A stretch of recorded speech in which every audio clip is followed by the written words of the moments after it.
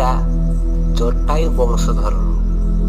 ସେମାନଙ୍କ ଭିତରେ ଏତେ ଜିଦ୍ ପଶିଯାଏ ଏବଂ ସେମାନେ ଲଢ଼େଇ କରନ୍ତି, ଜଣେ ଜଣକୁ ନ ମାରିବା ପର୍ଯ୍ୟନ୍ତ ଛାଡ଼ନ୍ତି ନାହିଁ। ଆଜି ପୃଥିବୀର ଅବସ୍ଥା ସେଇଆ। ମନୁଷ୍ୟ ମନର ଜିଦ୍ ଅହଙ୍କାରକୁ ଶକ୍ତ କରିଥାଏ। ପ୍ରକୃତିର ବଶବର୍ତ୍ତୀ ହୋଇ ଆମେରିକା, ଇରାନ ଏବଂ ଇସ୍ରାଏଲ ସ୍ୱଘରର ଆସବାବପତ୍ର ପୋଡ଼ି ପକାଇ ସର୍ବଶାନ୍ତ ହେଲେଣି, ତଥାପି ଛାଡ଼ୁନାହାନ୍ତି।